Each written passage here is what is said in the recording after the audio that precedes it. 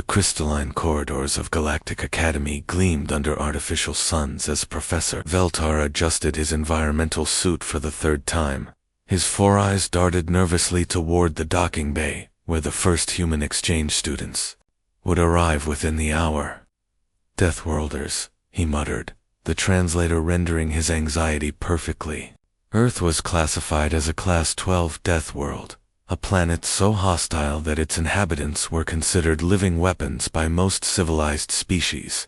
The professor had spent weeks preparing special safety protocols, emergency medical stations, and reinforced classroom materials.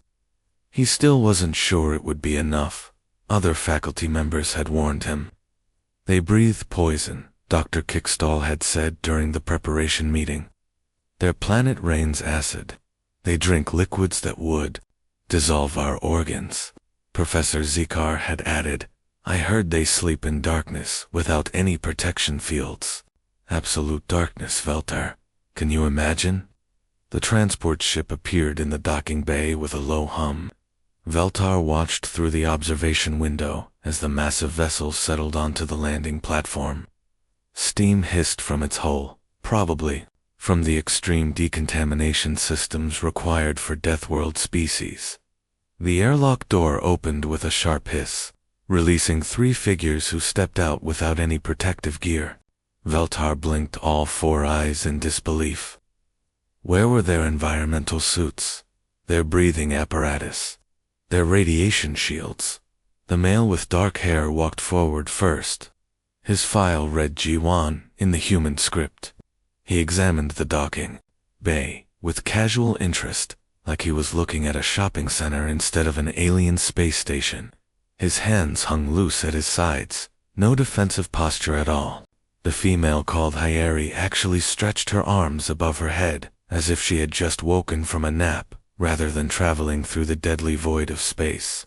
She yawned. The third human, Minho, was already dismantling his luggage with tools. That made the nearby Zentari security guards step back nervously. The guards whispered to each other in their clicking language, their scales shifting to the purple color of fear. Minho used what looked like a simple metal stick to break apart his cases. But Veltar knew enough about human tools to recognize potential weapons. Welcome to Centauri Prime, Professor Veltar said through his suit's speakers, trying to keep his voice steady. I trust your environmental systems are functioning properly. The three humans exchanged glances. They looked confused. Environmental systems, Hyeri asked, looking around the docking bay. You mean like air? It's fine. Veltar's mandibles clicked in confusion. He checked his readings again. The atmospheric composition showed trace toxins that would require level 3 filtration. For most species, the oxygen content was too high for safe breathing. The temperature fluctuations alone should have caused cellular damage to unprotected beings. Yet these Deathworlders breathed it like it was perfectly normal air. Are you not concerned about the atmospheric variance? Veltar pressed. The toxin levels are at 0.3 parts per million. Jiwan shrugged. That's pretty clean, actually. Back home in Seoul, we get much worse on a good day. Seoul. Veltar consulted his datapad frantically. Seoul was marked as a population center on the Deathworld. Millions of humans lived there. Voluntarily. You mean you live in areas with higher toxin levels? Sure, Minho said, shouldering a bag that probably weighed more than Professor Veltar himself. Industrial cities, you know. Car exhaust, factory smoke, all that stuff. This place smells like a mountain forest. Professor Veltar felt dizzy. His species required pure atmospheric conditions to survive. Even minor pollution would kill them. Within hours. These humans spoke of deadly toxins like they were discussing the weather. Follow me to orientation, he said, wondering what he had gotten himself into. As they walked through the corridors, other alien students pressed themselves against the walls. Word had already spread about the arriving Deathworlders. A group of crystalline Velkari students actually changed their molecular structure to become nearly invisible. The aquatic Threnody students retreated into their mobile water tanks, Watching nervously through the transparent walls, Hyeri noticed the reactions. "Are they okay?" she asked, pointing to his Anthari student, whose scales had turned completely purple. "He looks sick." "They are concerned about your presence," Professor Veltar admitted. "Your species has a reputation." "What kind of reputation?" Jiwan asked. "As unstoppable killing machines forged in the fires of hell," Veltar said honestly. The three humans stopped walking. For a moment, Professor Veltar worried he had insulted them. Then they burst into laughter. "Killing machines," Hyeri giggled. "I teach kindergarten back home." "I fix computers," Jiwan added, still chuckling. "And I'm an art student," Minho said. "I paint flowers." Professor Veltar stared at them. The files had been wrong. These weren't warriors or soldiers. They were ordinary citizens from the Death World. Teachers, technicians, artists. And they were still the most dangerous beings on the station simply by existing. As they reached the orientation hall, Velta realized something that chilled him to his core. If these gentle, laughing humans were this terrifying without even trying, what were the actual soldiers of Earth like? He decided he didn't want to know. The safety briefing. Theater filled with various alien students, each species clustered in their respective environmental zones. The aquatic threnody floated in specialized tanks filled with carefully balanced water. Their gills fluttered nervously as they watched the newcomers through the transparent walls. The insectoids HFY wore thick radiation shielding that made them look like walking metal boxers. Their compound eyes glowed faintly through the protective visors. The gaseous Valkyrie contained themselves in shimmering magnetic fields that hummed softly with energy. In the center of this carefully organized chaos sat three humans on plain metal chairs, looking completely relaxed. "Today, we will cover basic laboratory safety," announced the instructor, a multi-tentacled being whose name contained sounds that most species could not pronounce. Its voice echoed through the translation devices worn by every student. "This is your most important class. Safety violations can result in immediate death or permanent injury." The alien students shifted nervously in their protective gear. Some took notes on special tablets designed for their species. Others recorded the session through their environmental suits. "Let us begin with electrical hazards," the instructor continued, its tentacles writhing as it pointed to a large display screen. "Remember, even minor electrical currents of 0.3 volts can be lethal to Class 7 species and above. Never touch any electrical device without proper insulation." Jiwan raised his hand. The simple gesture made several alien students flinch back in their seats. "Yes, human Jiwan," the instructor asked carefully. "Excuse me, but did you say 0.3 volts? That's like licking a battery." The theater fell completely silent. Even the humming of the Valkyrie's magnetic fields seemed to quiet down. Shocked gasps echoed through the translator systems as the meaning became clear to every species present. A Xanthari student named Klixfer felt his scales shift to deep purple, the color of absolute terror. His voice shook as he spoke. "You have ... You have deliberately exposed yourself to electrical current." "Well, yeah," Minho chimed in casually, leaning back in his chair. "Kids do it all the time on Earth, you know, for fun. We dare each other to touch electric fences or stick our tongues on batteries. It tingles." A sound like breaking glass came from the Valkyrie section. One of them had lost control of their magnetic field and was now spreading across the floor like glowing mist. Other students began backing away from the humans, their various protective systems beeping warnings. The instructor's tentacles writhed nervously. It had taught safety classes for over 50 years, but nothing had prepared it for this. "Moving on it," said quickly, trying to regain control. "These are Class 3 toxic materials." The display showed several containers with bright warning labels. Red symbols indicated deadly poison. Yellow meant corrosive materials. Green indicated substances that could cause genetic damage. Exposure to these chemicals requires immediate medical intervention. and may result in permanent cellular damage. The instructor explained. Even touching the containers without proper protection can be fatal. Hayeri squinted at the warning labels, tilting her head like she was trying to read fine print. "This is basically cleaning fluid," she said, pointing at a container marked with skull symbols. "We use stronger stuff to wash our dishes back home." The Threnody student in the nearest tank made a sound like water gurgling down a drain. Its gills stopped moving entirely as it stared at Hayeri in complete shock. "And this one," Jiwan added, pointing to another container, "looks like the stuff my grandmother uses to clean her bathroom. She never wore gloves or anything." "Your grandmother," whispered a Zixai student through its translator, "handled deadly toxins without protection. She lived to be 97, Minho said proudly. "Toughest woman I ever knew. She could clean an entire house with chemicals that would probably melt this whole station." Professor Veltar watched from the observation deck above the theater, his 4 eyes wide with growing alarm. Panic was spreading among the alien students like a virus. One Threnody had actually fainted in its tank, floating upside down while medical drones rushed to help it. Several Zenthari students were making clicking sounds that meant they were praying to their ancestors for protection. The Velkari, who had lost control earlier, was now being carefully collected by maintenance robots and placed in an emergency containment unit. Other gaseous beings were flickering in and out of visibility as their fear made them unstable.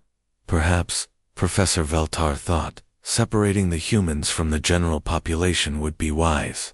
But as he watched through the observation window, he realized it was already too late. Despite the terror they were causing, some of the braver alien students were actually moving closer to the humans. Their curiosity was stronger than their fear. A young Zenthari named Pixwell had changed his scales from purple to the yellow of cautious interest. "How do you survive such conditions?" he asked Hayeri. "We adapt," she said simply. "If something doesn't kill you, you get stronger. That's how life works on Earth." The Deathworlders were already making friends, and Professor Veltar knew that nothing would ever be the same at Galactic Academy. These humans would either terrify everyone into leaving, or they would accidentally create the toughest generation of alien graduates in galactic history. He wasn't sure which possibility scared him more. The research moon of Kepler 442c was supposed to be a routine field study. 12 students from various species had been carefully selected for this mission, each properly equipped with the most advanced environmental suits and safety gear available. They were collecting mineral samples under strict supervision, following protocols that had been tested for decades. Dr. Kickstall, the expedition leader, had briefed everyone 3 times before landing. Stay within designated areas. Do not remove your protective equipment. Report any anomalies immediately. The plan was simple and safe. Then the solar flare hit. The first warning came as a gentle chime on their communication devices. Within seconds, that chime became a screaming alarm that hurt their ears through their helmets. The shuttle's main computer began announcing system failures in rapid succession. Hull temperature rising. Radiation levels critical. Life support systems compromised. Alarms shrieked across the shuttle as systems failed one by one. The main power died with a loud crack, throwing them into emergency lighting that cast eerie red shadows across the cabin. The backup power flickered ominously, like a dying heartbeat, and thick, acrid smoke began filling the cabin as environmental suits started malfunctioning. "Emergency protocols activated," shouted Dr. Kickstall, his tentacles flailing as he tried to reach the emergency controls. Class 12 evacuation procedures in effect. Everyone remain calm and follow your training. But there was nowhere to evacuate to. They were stranded on a barren moon with a poisonous atmosphere and deadly radiation levels. The alien students huddled together in terror, their various life support systems failing around them. Clixfer, the young Zenthari, watched in horror as his suit's display showed critical failures across all systems. His scales had turned completely black, the color. His species showed only when facing certain death. The Valkyrie named Zenith was in even worse condition. Its containment field flickered wildly, threatening to let its gaseous form scatter into the toxic atmosphere. Each flicker made it weaker, and everyone knew that if the field failed completely, Zenith would die instantly. In the corner, the Threnody student Aquilon floated in its mobile tank, but the water was turning a sickly green color. The filtration system had failed, and the life-giving liquid was becoming poison. The poor creature's gills were working frantically, but each breath was making it sicker. The insectoid's excised students were going into shock as their temperature regulators died. Their species needed precisely controlled heat to survive, and the failing systems were either freezing or cooking them slowly. Dr. Kickstall frantically tried to activate emergency procedures, but every system he touched either sparked dangerously or showed complete failure. "The communication array is down," he announced. "Rescue will not arrive for 72 hours minimum." 72 hours. They would all be dead within 6. Meanwhile, the 3 humans were doing something that made no sense to anyone else. They were fixing things. "G1, can you reroute power?" From the navigation system, Hyeri called out. She was elbow-deep in a sparking control panel that should have killed her instantly. Blue electricity arced between her fingers, but she seemed completely unconcerned about the deadly current. "Already on it," G1 replied casually. He was handling live wires that were throwing off enough electricity to power a small city. His bare hands touched cables that would have fried any other species in seconds. "Minho, we need that atmospheric scrubber online." "Give me 5 minutes," Minho grunted. He was dismantling what the computer had declared to be an irreparable filtration system, using nothing but a rock he had picked up outside, and a piece of metal from his belt. Dr. Kickstall stared in absolute horror. These Deathworlders were performing maintenance procedures that violated every safety regulation in the galaxy. They were touching live electrical systems without protection. They were breathing poisonous air without filters. They were using primitive tools on advanced technology, and somehow, impossibly, it was working. "Got it," Hyeri announced. The main lights flickered back to life, and several critical systems came online with cheerful beeping sounds. "Atmospheric scrubber is running again," Minho reported, wiping his hands on his shirt like he had just finished changing a light bulb instead of rebuilding a complex filtration system. "Power routing complete," G1 added. "We've got enough juice to keep life support running for at least a week." The alien students stared at them in amazement and terror. In less than 30 minutes, these humans had accomplished what should have been impossible. They had taken a deadly situation and turned it into a minor inconvenience. Clixor's scales slowly changed from black to a confused gray. "How did you do that?" "Do what?" Hyeri asked, genuinely puzzled by the question. "Save us all from certain death," Dr. Kickstall said weakly. The 3 humans looked at each other and shrugged. "It's not that hard," Minho said. "You just figure out what's broken and fix it." "But the safety protocols," Dr. Kickstall protested. "The electrical hazards, the toxic exposure, the equipment limitations, ... What about them?" G1 asked. "If you follow all those rules, nothing ever gets fixed." As the alien students slowly realized they were going to live, they began to understand something terrifying about their human classmates. What they called a crisis, humans called Tuesday. "Listen up," Hyeri announced to the terrified alien students gathered in the damaged shuttle. Her voice was calm and steady, like a teacher addressing a classroom instead of survivors facing certain death. "Your suits are dead, the shuttle won't fly, and rescue won't arrive for 3 days. Here's how we survive." The alien students looked at her with expressions of pure terror.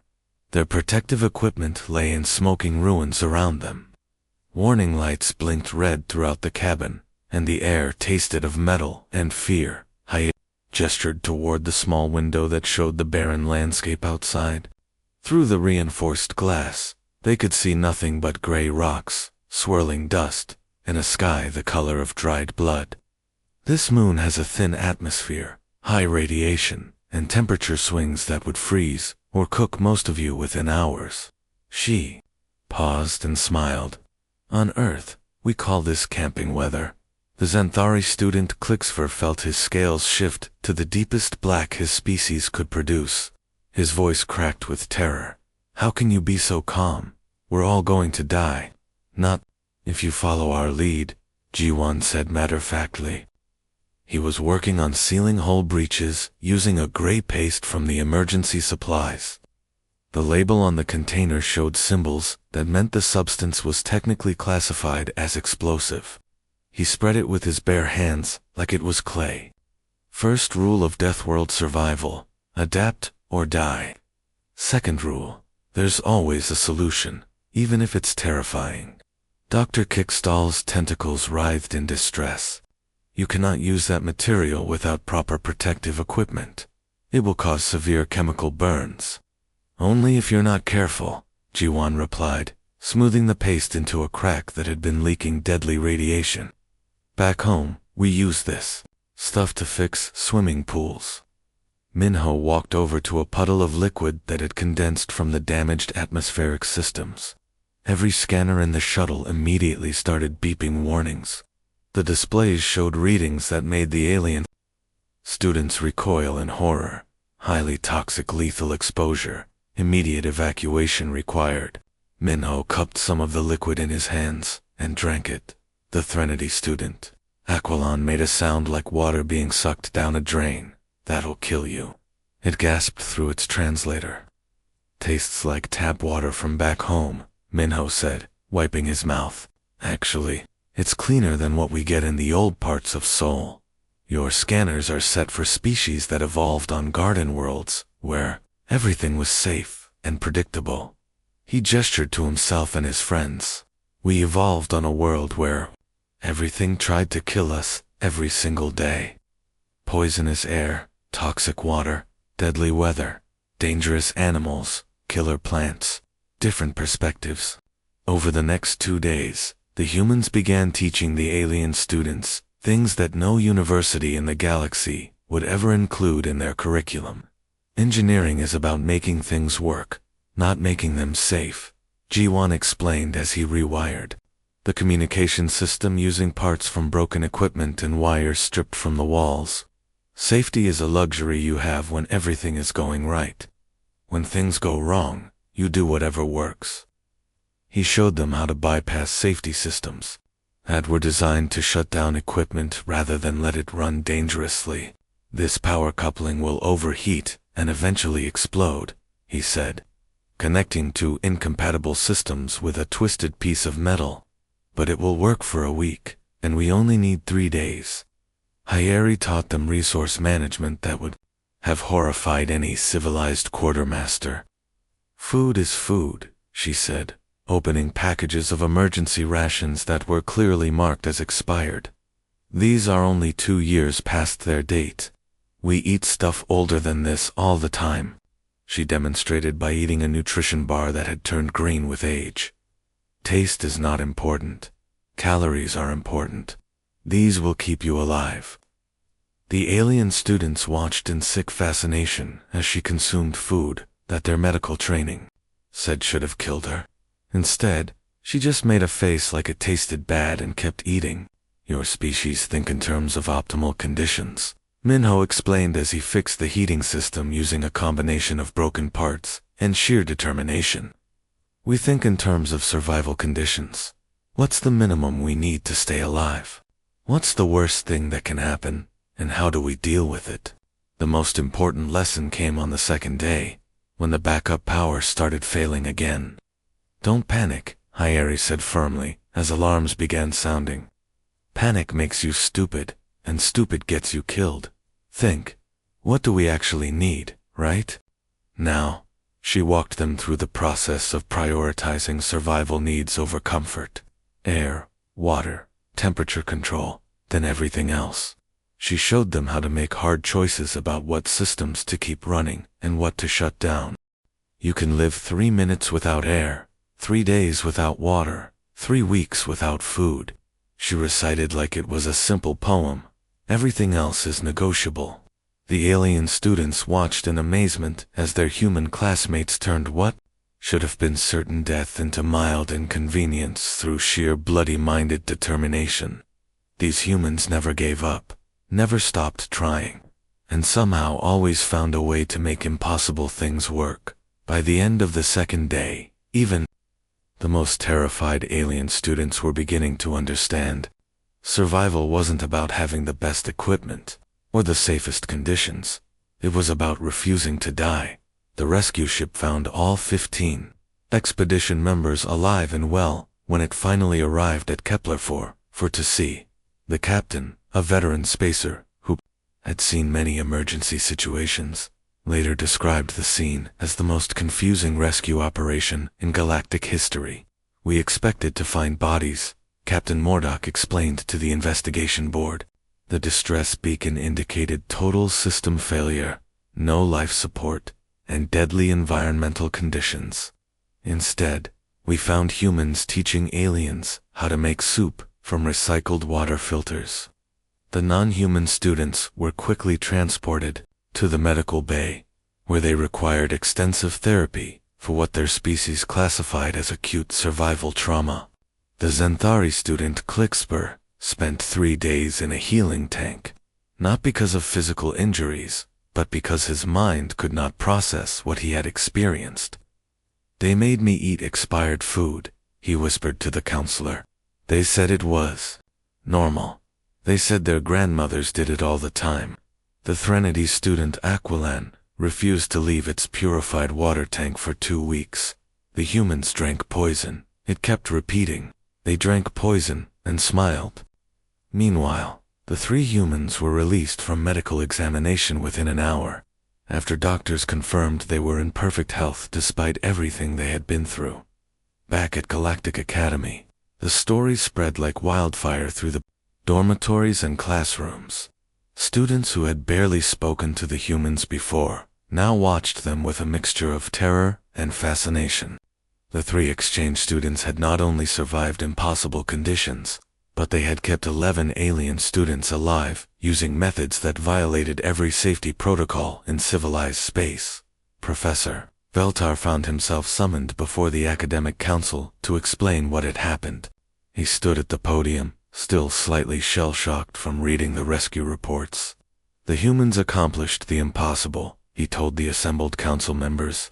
"They took a situation that should have killed everyone within hours and turned it into a manageable survival exercise. They did this using techniques that our safety manuals specifically forbid." The council chamber murmured with concerned voices in dozens of alien languages. Grand Chancellor Pixmouth, an ancient being whose species had founded the Academy centuries ago, leaned forward with interest. "What do you recommend, Professor Veltar?" Veltar took a deep breath through his environmental suit. "I propose we add a new elective to our curriculum, applied Deathworld survival techniques, taught by our human exchange students." The council chamber erupted in debate. Voices rose in alarm, excitement, and confusion. Some members argued that such training could be invaluable for students who might face emergency situations. Others worried about the psychological impact on species that had evolved in safe, controlled environments. "The humans turned our students into functional survivors in just 2 days, argued Professor Kickstel. "Imagine what they could teach in a full semester." "But at what cost?" countered Dr. Zamira. "Half our students would need therapy just from attending the classes."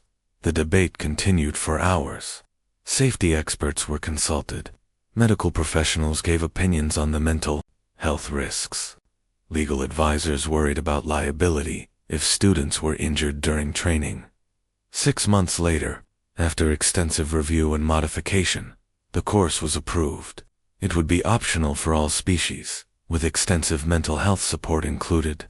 Students would be required to undergo psychological evaluation before enrollment and regular counseling throughout the course. The announcement created chaos at enrollment time. Within minutes of registration opening, all 50 spots were filled, with over 3,000 students on the waiting list. G1 Hyeri and Minho became the Academy's most famous and feared instructors almost overnight. Their names were whispered in dormitory halls with the same reverence usually reserved for legendary heroes or terrifying monsters. I heard they make students fix electrical systems while they're still powered on, one student whispered to another. My friend took the class and said they had to drink water that failed purity tests, came the reply. That's nothing. I heard they teach you how to eat food that's been expired for years. The first day of class arrived with great ceremony. 50 brave alien students from various species sat nervously in a specially modified classroom that could handle human-safe conditions. The walls were reinforced, the safety systems were enhanced, and medical teams waited on standby. The dropout rate was significant.